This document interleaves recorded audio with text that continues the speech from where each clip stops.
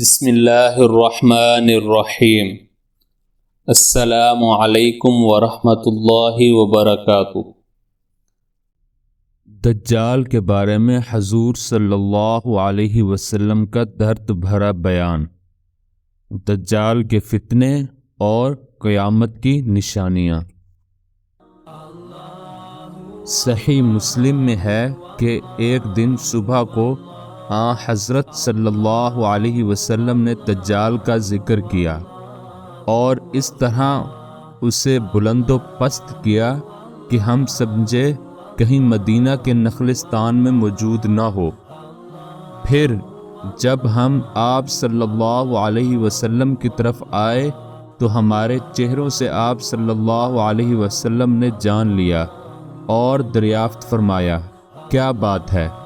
ہم نے بیان کر دیا تو آپ صلی اللہ علیہ وسلم نے فرمایا، اگر وہ میری موجودگی میں نکلا تو میں خود اس سے سمجھ لوں گا، اور اگر وہ میرے بعد آیا تو ہر مسلمان اس سے آپ بھگت لے گا۔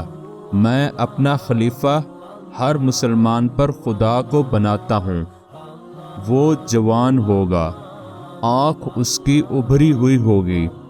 تم میں سے جو اسے دیکھے اس کو چاہیے کہ سورہ کہف کی ابتدائی آیتیں پڑھے۔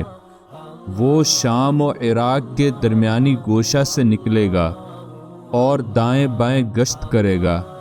اے اللہ کے بندو، خوب ثابت قدم رہنا۔ ہم نے پوچھا، وہ کتنی مدت رہے گا؟ آپ صلی اللہ علیہ وسلم نے فرمایا، 40 دن۔ ایک دن 1 سال کے برابر ہوگا، ایک دن 1 مہینے کے برابر، ایک دن 1 ہفتہ کے برابر، اور باقی دن تمہارے معمولی دنوں کی طرح۔ پھر ہم نے دریافت کیا کہ جو دن سال بھر کے برابر ہوگا اس میں ایک ہی دن کی نمازیں کافی ہوں گی؟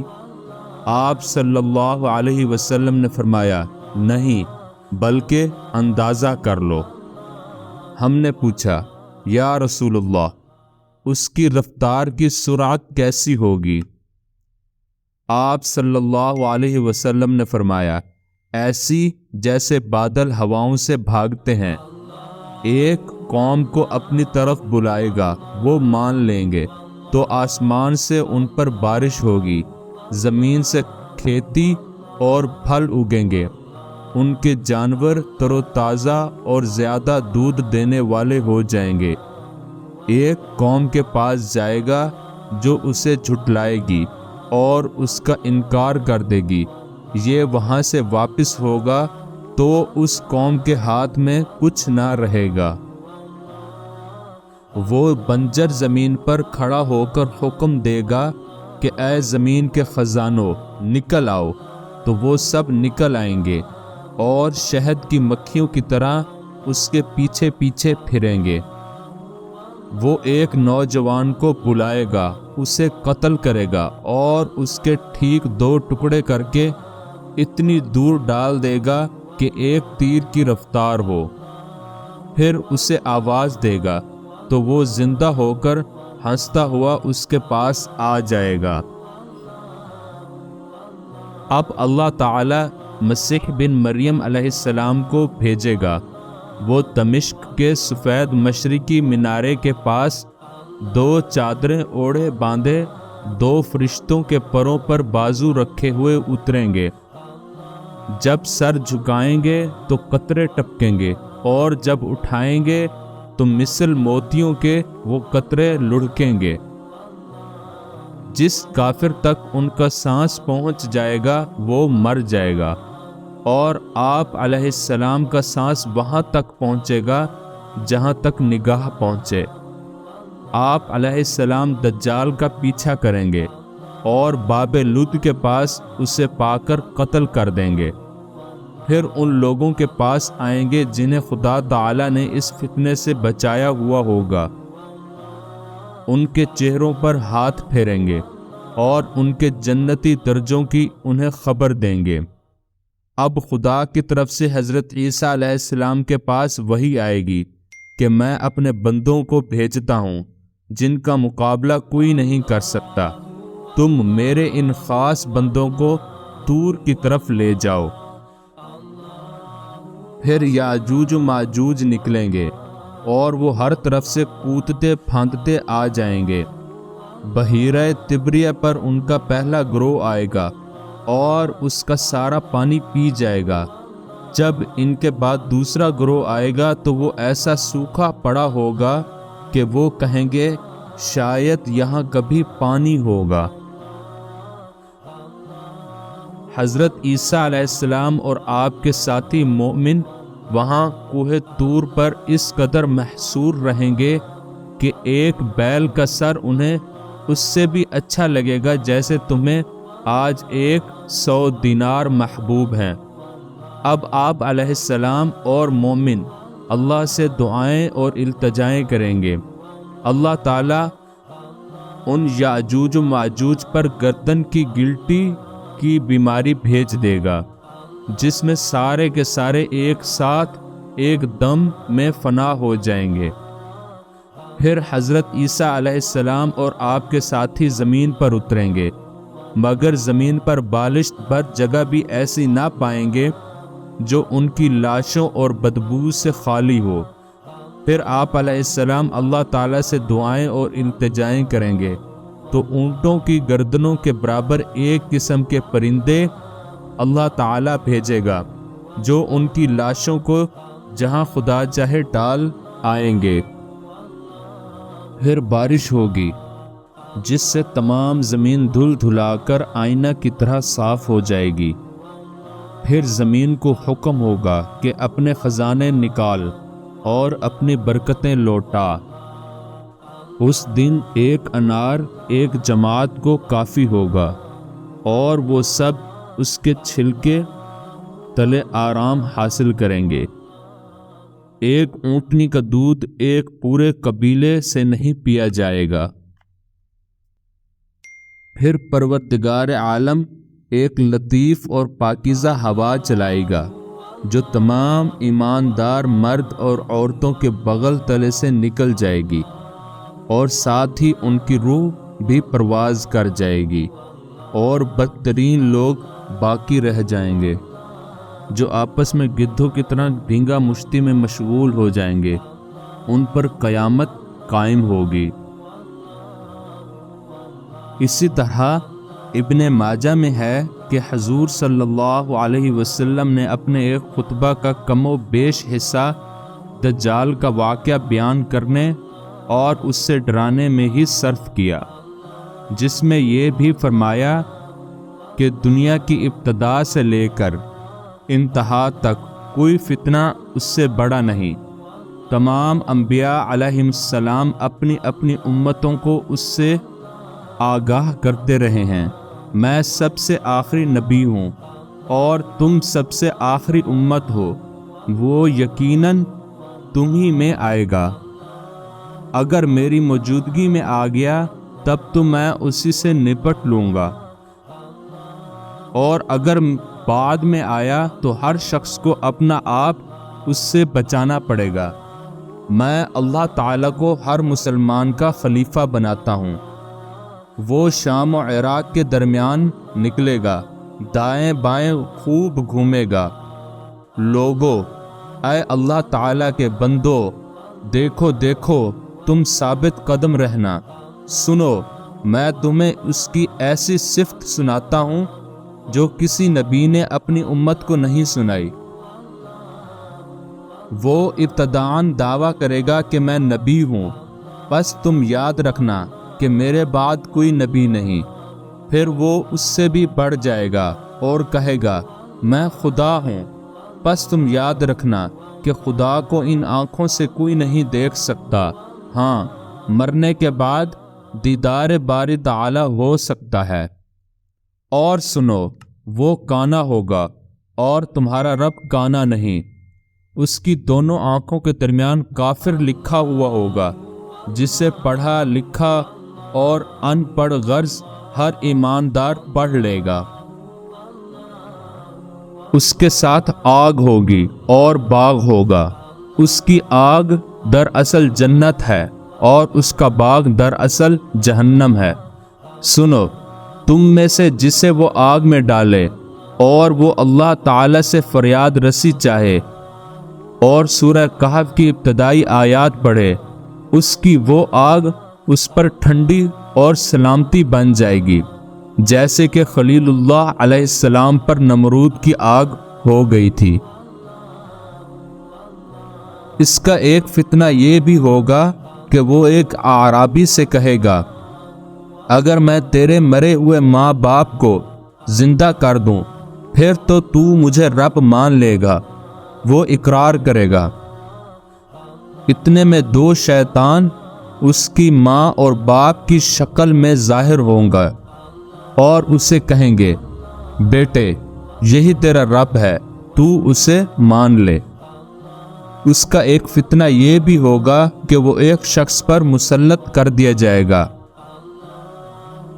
اسے آرے سے چروا کر دو ٹکڑے کروا دے گا، پھر لوگوں سے کہے گا کہ میرے اس بندے کو دیکھنا، اب میں اسے زندہ کر دوں گا، لیکن پھر بھی یہ یہی کہے گا اس کا رب میرے سوا اور ہے۔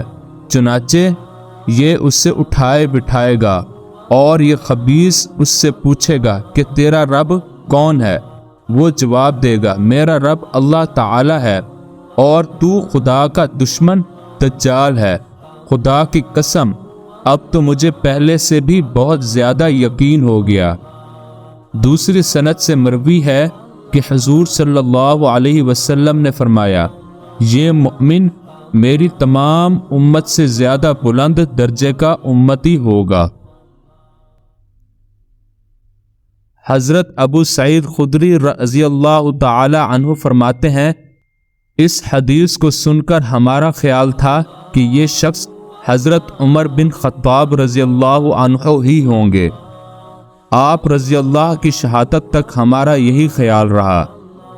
حضور صلی اللہ علیہ وسلم فرماتے ہیں، اس کا ایک فتنہ یہ بھی ہوگا کہ وہ آسمان کو پانی برسانے کا حکم دے گا اور آسمان سے بارش ہوگی۔ وہ زمین کو پیداوار اگانے کا حکم دے گا اور زمین سے پیداوار ہوگی۔ سوائے مکہ اور مدینہ کے تمام زمین اور ممالک کا دورہ کرے گا۔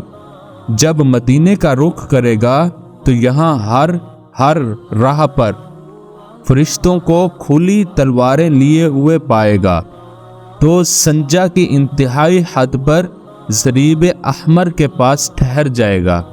پھر مدینہ میں 3 بھونچال آئیں گے، اس وجہ سے جتنے منافق مرد اور جس قدر منافق عورتیں ہوں گی وہ سب مدینہ سے نکل کر اس کے لشکر میں شامل ہو جائیں گے، اور مدینہ ان گندے لوگوں کو اس طرح اپنے میں سے دور پھینک دے گا جس طرح بھٹی لوہے کے میل کچیل کو الگ کر دیتی ہے۔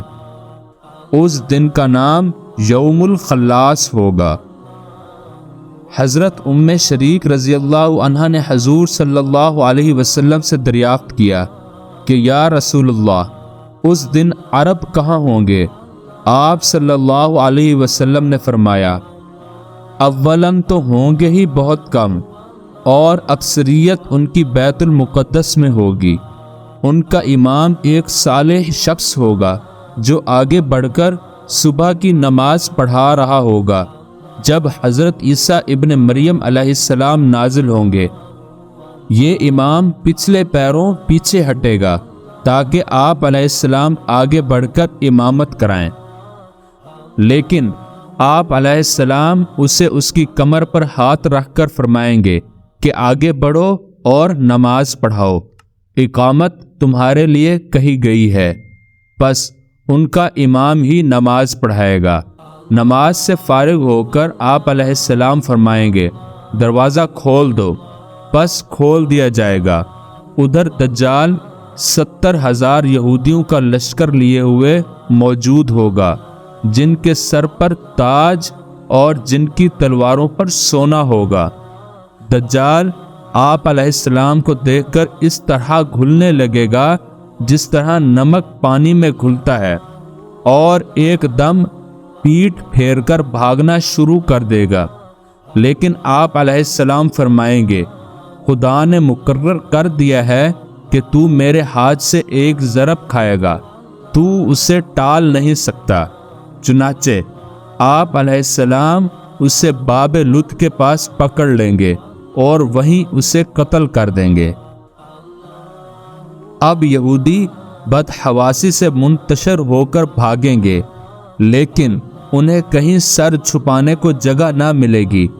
ہر پتھر، ہر درخت، ہر دیوار اور ہر جانور بولتا ہوگا کہ اے مسلمان، یہاں یہودی ہے، آ کر اسے مار ڈالو۔